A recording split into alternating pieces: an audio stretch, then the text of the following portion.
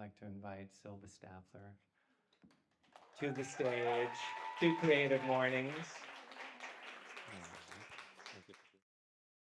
I have a little notebook with a feather in it and a lot of diagrams. So you're already starting to see the mix of science and sensuality.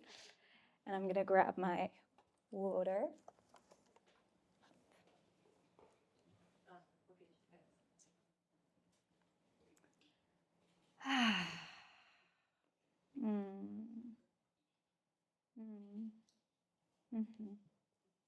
Welcome. Welcome. Thank you, Truth and Lorraine, for trusting me, for having me here, for our wonderful conversations that I find incredibly enlightening, and for the way you hold this community and this space with so much love and devotion. And thank you so much, Anna, for your introduction. You're going to see in a moment how fitting it is to what we're exploring today. And yeah, it feels really good to be in this space. And I want to acknowledge every single one of you for being here, for your courage, first of all, to wake up so early in the morning, which for Lisbon standards is quite early, but also to come to a Creative Mornings event, whether it's your first one or you've been to many. You'll see in a moment there's something very courageous about being creative and daring to consider yourself creative. So I really want to acknowledge your courage for being here, for showing yourself, and for throwing yourself in, not really knowing what's going to happen. I want to share a little story before I tell you where we're going to go today. And it actually connects to Mariana Nana, who I was texting last night, telling her, I feel very nervous. I'm having this moment of, what the hell am I doing? Why am I doing this? And I told her my little 6-year-old is coming up and she's scared that she's gonna fuck it up, that she's gonna fail, that she's gonna be humiliated, that she's gonna be pushed away. And Nana shared the most beautiful words, told me I was gonna make it, but mostly told me, share about that. Tell them about your little girl. And so here I am standing as a behavioral scientist, a somatic practitioner, a sensuality educator, and also a 6-year-old little girl who's terrified of all of you. And at the same time, so excited to see your faces and to connect. And I really want to,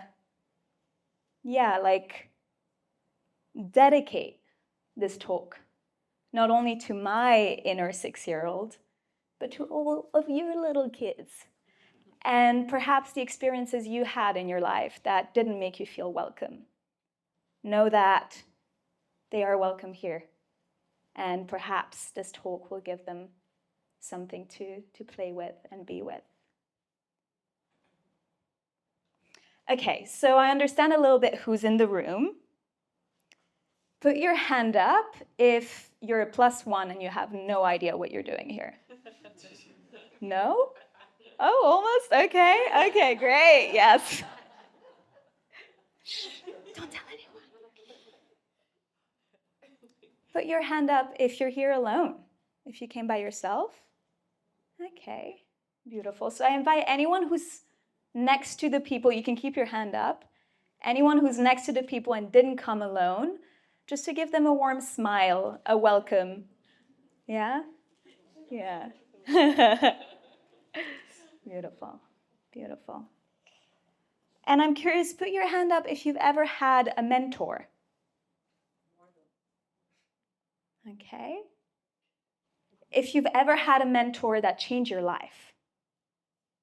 Interesting. That's about 1/3 of the people who put their hand up. Okay. Now, a little bit more edgy, perhaps. Put your hand up if you ever feel like you have no shit clue what you're doing and you're just improvising as you're going along and you're a bit of an imposter, really. Yeah? Okay, I invite you to look around and to just see how many people have their hand up. Okay. Okay, great, great. Thank you for being honest.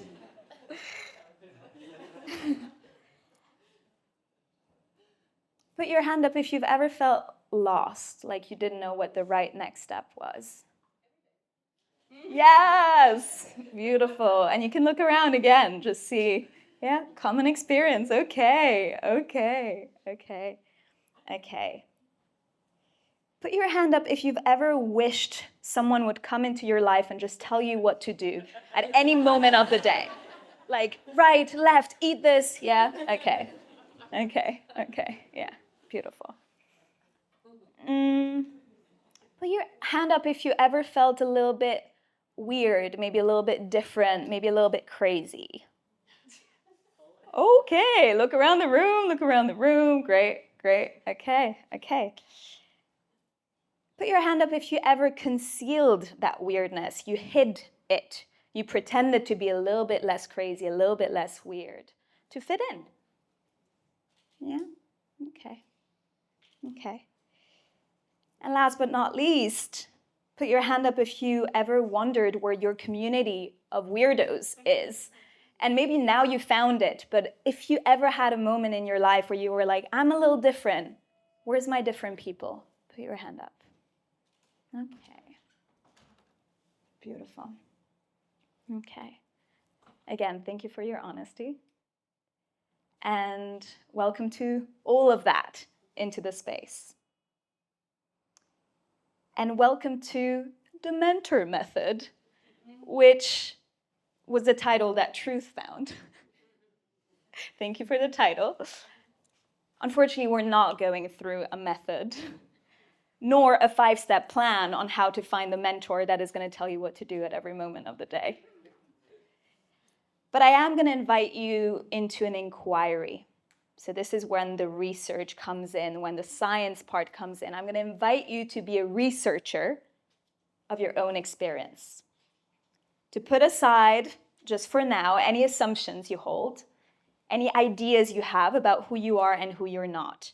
And maybe you can do a little symbolic gesture of putting it to the side. Putting aside any assumptions, anything that you know, just for a moment. And you can pick it up back in a second. And then I'm going to invite you to take anything that I share as a hypothesis. I'm not here to give you answers. I have just as little clue as you do. And I will provide hypotheses and perhaps invitations that may inspire you, tickle you, make you think slightly differently. Your role here today is to gather data and to see whether the data that you find gives you new insights about yourself and about how you move in the world. So if you want, you can put on your scientist cap. Again, as a little gesture, you decide, or maybe you want to put some scientist glasses. Yeah, beautiful. And last but not least, I'm going to invite you and give you the permission to be a little messy today. A little inconsistent, a little weird, and to perhaps challenge your edges. Who's up for it? Yeah? Anyone who's like, I'm not here, there's no 5-step method, I'm going out the door? No? Okay. Beautiful. So who am I? Right? Truth shared a little bit about some of my titles and also perhaps some of my qualities. I like to ask the people that I work with how they define me, and a lot of them, strangely enough, have used the same phrasing, that I'm a permission slip for them. A permission slip to be fully and utterly themselves, no matter how they show up. And so I do this in one-to-one with people that I guide through a longer journey, but more and more I do this with groups and really inviting spaces of permission where we can explore showing parts of ourselves that we learned were totally unacceptable. And not only be accepted in them, but also be loved and celebrated in those weird corners that maybe we've concealed and hid. Now, why does it matter to me, right? Not only what I do, but the person behind. I told you about my little 6-year-old, right?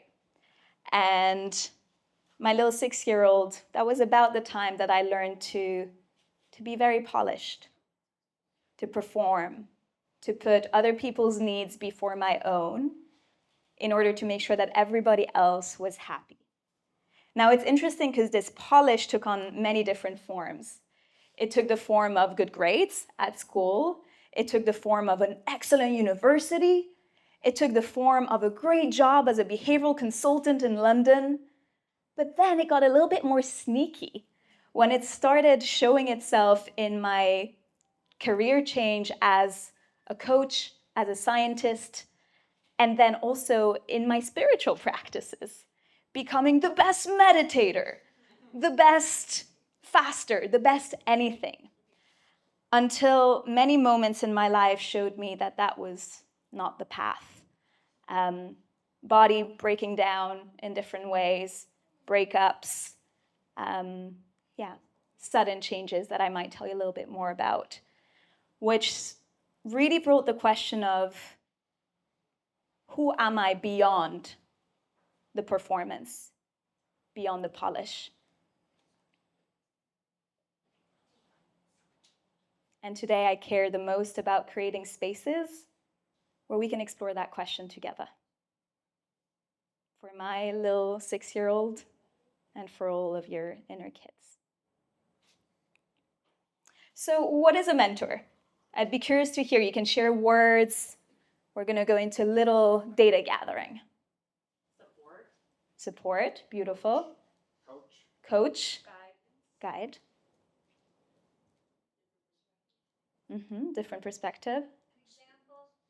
Example, beautiful. Experience. Somebody smarter. Smarter. Friend. Someone who cares. A resource. Inspiration. Beautiful. Yeah.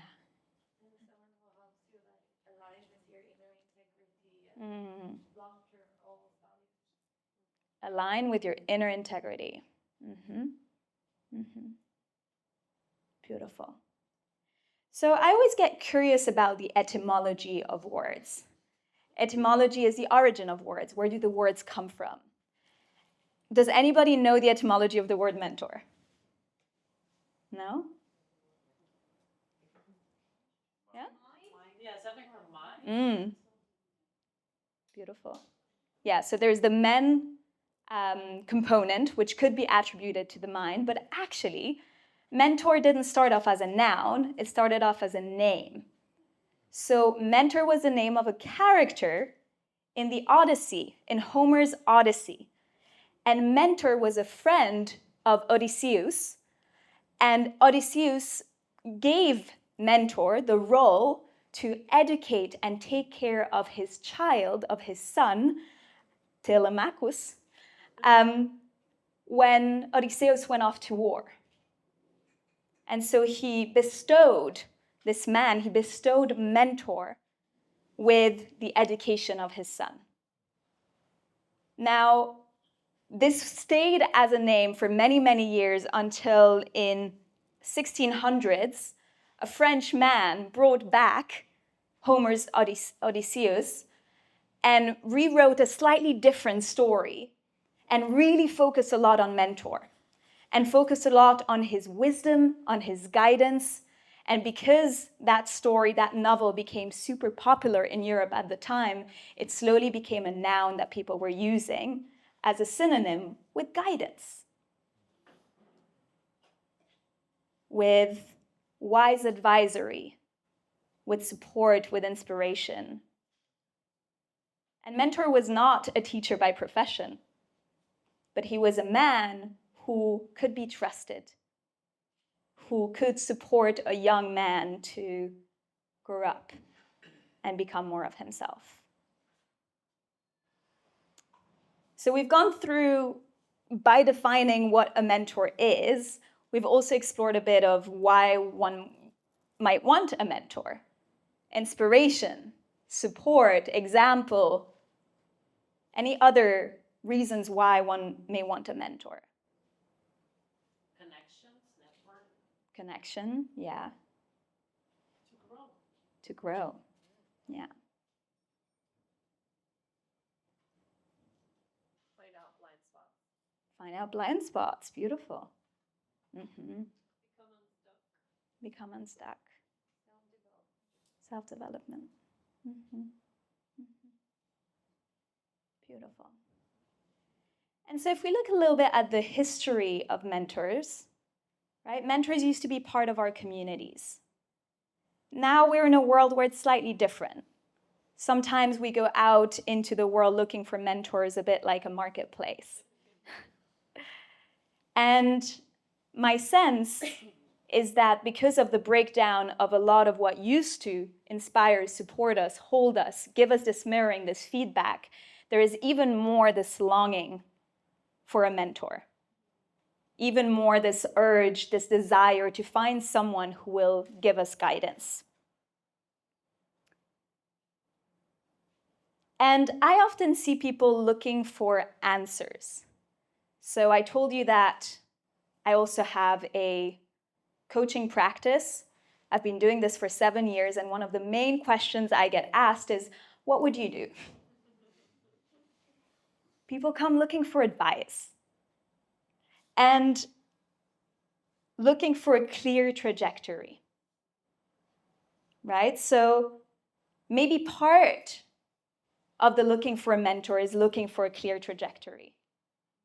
Looking for that easy road, easy line that we can follow. Easy not because it's easy, but because it's predefined. Yeah? And a lot of you put your hand up, right? Wanting to, at any moment, have someone tell them what to do. And it brings me to this quote that has been attributed to both Joseph Campbell and Carl Jung. So we know it's archetypical in nature, and we know that probably neither of them said it. But I like the quote. If the path before you is clear, you're probably on someone else's. You can sit with that for just a moment. If the path before you is clear, you're probably on someone else's. Yeah? Right, so a lot of us look for mentors to have that clear path. And yet, there's a very big chance that your own path, your unique path, your path, is actually more of like a squiggly line that as you're walking, it just looks like all these bushes coming in. Yeah? But we want the clear trajectory. Now, in my opinion, and I'm curious to hear what you think about this, a mentor is similar to what Avi said. A mentor is someone who actually doesn't give us a predefined trajectory, right? But is someone who supports us in finding our own unique trajectory, our own unique path. And this is similar to leadership. Good leadership isn't there to make us feel like we should be more like them. Good leadership makes us feel like we can do things, right? It makes us activate our inner leader. So a good mentor helps us activate our inner mentor. Our trust in our own inner guidance system. Our mix of experiences and memories, knowledge, wisdom, and perhaps a little bit of magic. You know that feeling when you're like, I know I'm supposed to go that way. Some people call it intuition. Behavioral scientists call it System 1. I like to add a little bit of magic to that. Synchronicity. Who's ever had that feeling, that like intuitive sense, that inner guidance system? Yeah? Okay. Beautiful. So mentors are really cool, right? Especially good mentors are really, really cool. They're dope. That's what I wrote down. But they will never remove the discomfort of walking our own wiggly path. Now, why is it so uncomfortable? Do you have an idea? Why is it so uncomfortable to walk a wiggly path that never anybody else has walked before? Unpredictable. Unpredictable. Uncertain. Unsafe. Yes. Yeah. Scary. Oh, yes. Unfair? Sometimes you feel like it's unfair that you have to walk this. Ooh, I like that. Yeah. Yeah. Anyone had that feeling? Unfair that you have to walk your own path? When for other people it looks so easy. Just like one step after the other, and you're like, I have no idea. Yeah. Yeah. Yeah. Yeah. Well, behavioral science has an answer on why it's so uncomfortable for us. And it boils down to one of the greatest findings of the last decade, which was actually found by Nick Chater, a wonderful academic that I had the pleasure to do my master's with, and who found that almost every behavioral bias, so every way that we kind of deviate from rational behavior or from what is expected of us, can be boiled down to one urge. And that is the urge to be consistent with our own story.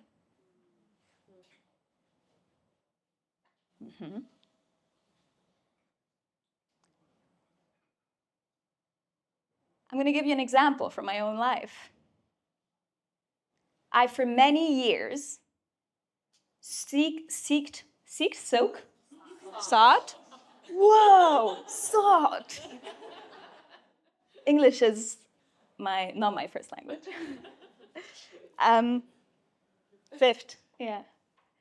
Sought what I thought was amazing partners for me, which always ended up turning out quite unavailable, and who I then realized I felt some sort of incredible pleasure about the familiarity of rejection, the familiarity of love being hard and chaotic, which of course was what I experienced in my childhood.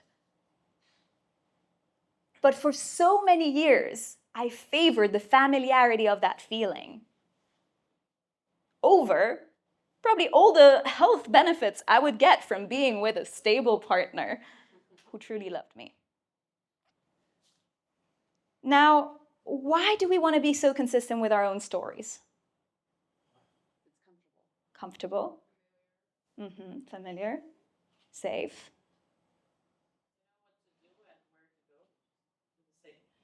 Yeah.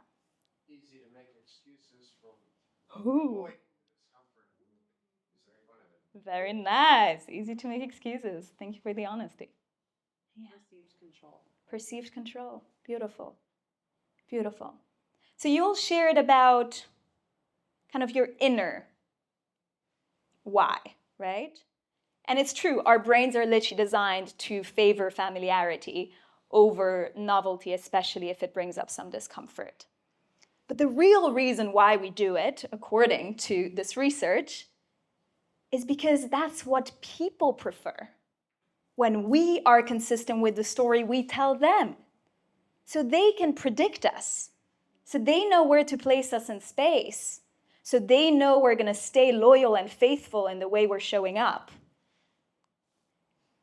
Who's ever had the experience of having quite a big change in their lives, right? Maybe you started meditating and became really calm, or you moved to another country, and then you went back to your places of origin, maybe your family, maybe your original friendship group, and you felt a little bit of a distance, maybe a little bit less accepted, maybe a bit of this slight punishment for being different. Ever had that feeling? Yeah. Okay. Yeah, that's exactly it, right? You change, you go off script, there's chances you'll be punished. Now, we can say, okay, well, you'll just do you and you should be strong and not care. We're social creatures. If there's one thing that is sure about humans is that we're social creatures. We're wired for connection. The reason why we're still alive on this planet is because we wired for connection. We collaborated. So it's not because you're weak in will. It's because that's literally how we're wired. Acceptance is not a nice extra, it's a basic need for survival. Now, there's fascinating research that brings this a little bit into context and connects it to creative mornings. And it's research that's been ran on creatives and innovators.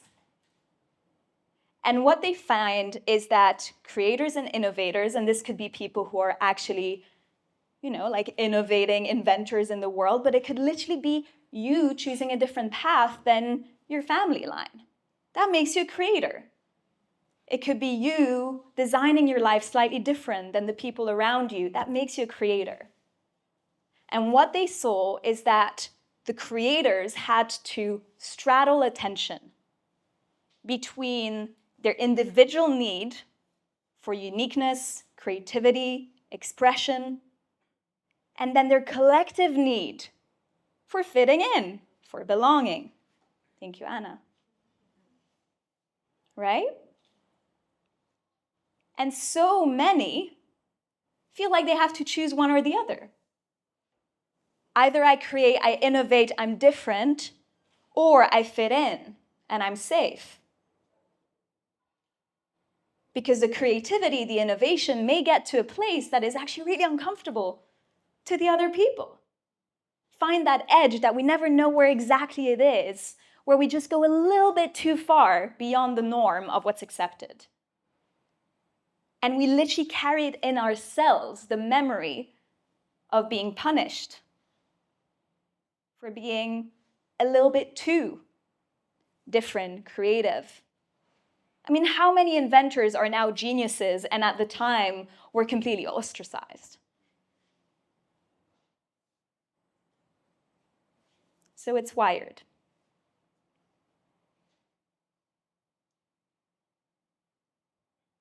I have a lot of lines here, wiggly paths and...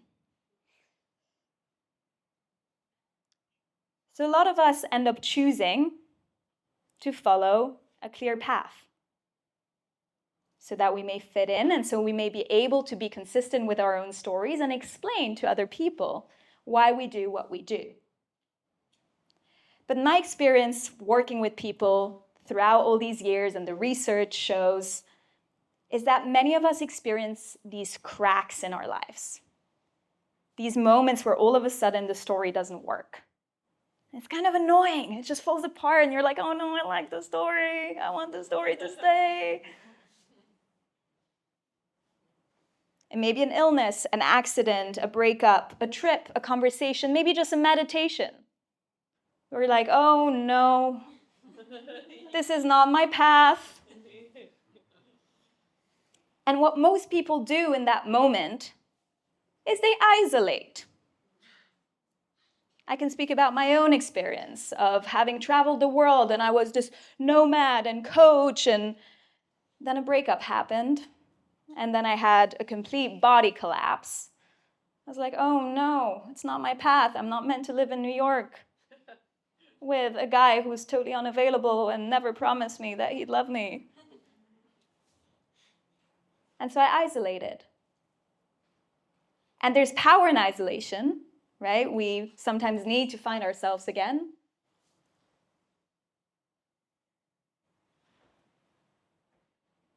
Who's ever had that experience of like having a big realization and then you kind of isolate? You're like, oh, I don't really know how to integrate this in my life. Let me take a step back. Yeah. And then what? Right? Now this, again, we're choosing uniqueness rather than fitting in. I have a realization, I isolate, so I'm honoring my uniqueness, but what happens about our need for connection? I'm going to share with you a quote that literally changed my life. And it's the definition of safety. It's from Stephen Porges, who's the founder of polyvagal theory. If you know what that is, it's a revolutionary nervous system model that really changed the world of trauma and therapy. And he says that safety is not the absence of threat, it's the presence of connection. Safety is not the absence of threat. It's the presence of connection. So are we really safe when in order to fit in, we kind of press down our realizations and uniqueness and quirks? Is that really connection? And what can we do to build connection, to build safety, while also honoring our uniqueness? So back to the research about creators. What's fascinating is that they found that the creators who thrive the most are people who are able to bring together both their individual need for uniqueness and expression and difference, and their collective need for belonging and fitting in. How do they do that? By having communities of creators. Communities of change makers, communities of weirdos, however you define weirdo. And if you're living in Lisbon and if you're in this space, you may have already a taste of that, right? The community of weirdos.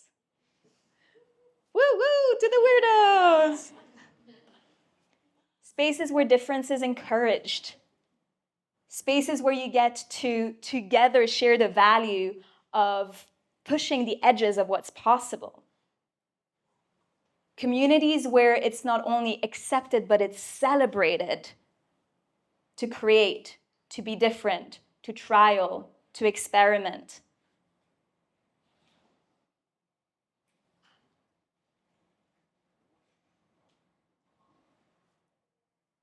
Spaces where we can really have an embodied experience in our bones of what it feels like to do all the things that used to be unacceptable, and not only be accepted, but loved and seen in them, celebrated in them. So welcome to one of these communities. So yes, we need mentors. They're dope, they're cool, they're amazing. Especially, and hopefully, those who guide us and help us identify our inner mentor and support us to find our own wiggly path. But beyond mentors, we need each other. Non-hierarchical, non-paid relationships where we get to experiment being our weird-ass selves and be celebrated and loved exactly for that. And where we can reconcile our need for uniqueness and expression, and also our need for belonging.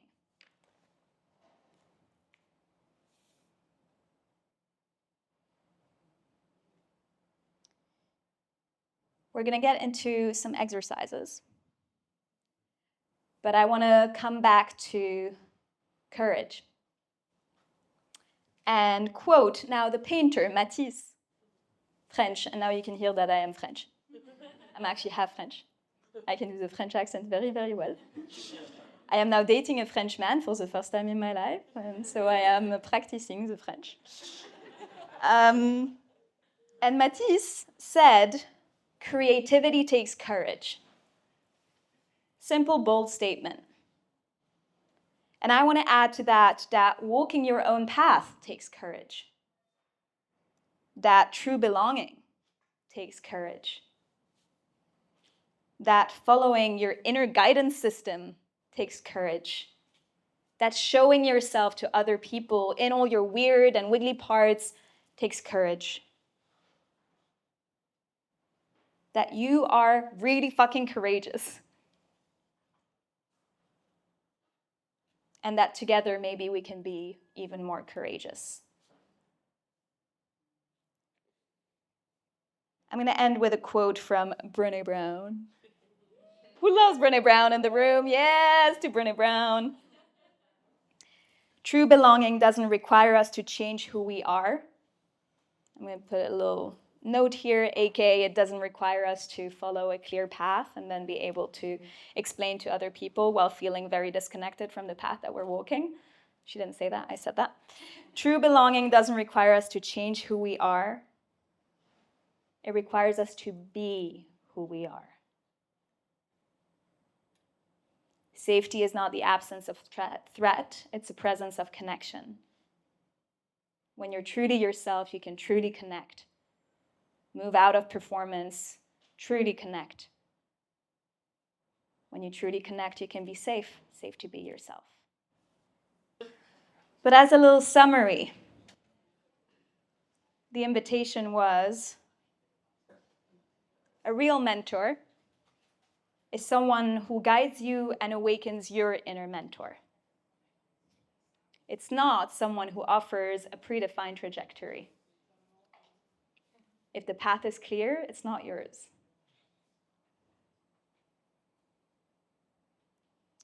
We don't walk our squiggly path, our different path, because we're scared to be judged. So often we betray ourselves to fit in. We betray our uniqueness to fit in. The answer is not to isolate or to blindly follow somebody else's path, but to practice both uniqueness and belonging by coming together in communities of creators, experimenters, change makers, weirdos,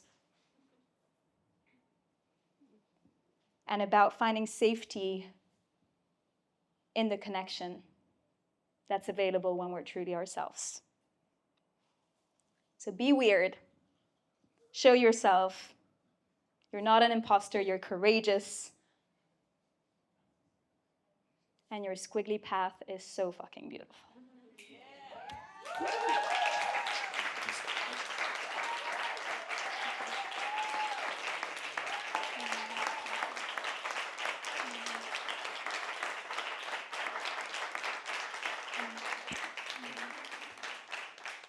Victoria, thank you so much for great talk and practices. What do you do on a daily basis to support your weirdness and to get uncomfortable and change your path to not get to the same destructive patterns? Beautiful question. There's probably a lot of different answers to this. And my question would be, what do you think supports you most? But what I do is I try to challenge myself, and when I feel like not sharing something with a friend, with a beloved, with a family member, to try. Reaching out to friends, telling them I'm really nervous about the talk is not something I used to do. Finding your own way of challenging that urge to conform or to be polished. So I would say practice your weird on a daily basis. And it could be by sharing something weird, but it could be also by doing something weird. I sometimes dance at bus stations, and it doesn't feel that good. People are looking at me, and I feel a little bit threatened. But it's really about, expanding our capacity for weirdness. Thank you. So my question is, so I really like the phrase that if the path is clear, it's not yours. Like I really resonated with that. However, your business, you have a business, I have a business, I think some people here have a business. What would you say to all the business mentors and business coaches who constantly tell us, you have to have a clear 5-year plan? Or, like, what's your take on that, and how do you integrate this saying in your own business? Beautiful question. I feel like we should organize a round table around that. I personally don't work with mentors and with people who give me a 5-step approach. This is going to happen, and this is going to happen, and this is going to happen. It might be silly, right? I might be missing out, but I know it doesn't work for me. I tend to look to work with people who give me some goalposts of this might happen, but who really have the scientist lens of, well, we know the general direction, we know how we want to feel, we know maybe some of the outcomes we want to see, but then the path doesn't have to be defined, and at every goalpost, whether we meet it or not, we adapt and we adjust. So I'm not saying if the path is clear, then it's not yours, that you should never, right, have a plan and try to know in what direction you're going. It's more of an invitation to constantly be curious, be a researcher, experiment, and adjust, knowing that often, and that's been my experience, every single thing I've done, and that's the fun thing of having my own business, is that I get to play and experiment. I would have never guessed the roads that I took, ever. So it helped me to have a general direction, but then to stay really curious in the process.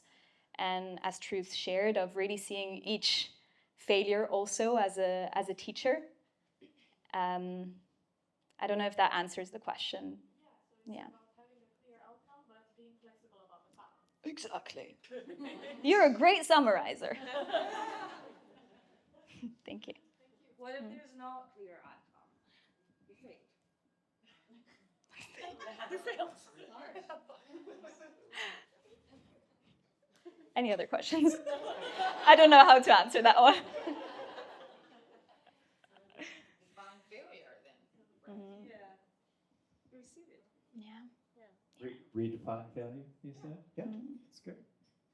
And also perhaps redefine outcome, right? Because the outcome might be something tangible, or it might be just a feeling. I want to feel like my life is flowing, like I'm excited in the morning. Yeah. Anyone else? Last question? Oh, pressure. Hello. Hello. I'm Amalia. Nice to meet you. How I know this, I'm sure it's been a process, but could you give us a little insight into how you kind of wove together the science and the spiritual? Because those two things I don't think are different, but societally are often kept in pretty separate boxes. So I was just curious. Well, it's interesting because I work mostly with people who come to me for the science. So I didn't mention this, but I work mostly with high achievers who are also very sensitive and who need to have their mind convinced before they can open up. And often they actually come to me because they want to be more in the fluid, in the magical of life, but they need the science in order to be reassured. And I serve these people because I am one of these people. So the way that I see science is as a structure, right? An initial structure that gives some, again, signposts that can then support the unfolding. The way that I weave it is I usually present the science first. And then when there's more trust, then we can ask questions. For me, spirituality is all about questions. It's not about answers, actually. So there's the mix of the science that gives answers, that gives us a bit of a structure, and then we can open up and ask questions that often need to be remained unanswered. I find them super complementary. And I do feel that both science and spirituality really require inquiry. And the moment we're fixed on something, then we're not a scientist. We're dogmatic. Same thing in spirituality. If it's a spirituality that gives us an answer, to me it's not spirituality, it's dogma. I don't know if that was... Yeah. Whoop. Great. Thank you so much. Thank you for having me. I'm Silva. It was a pleasure.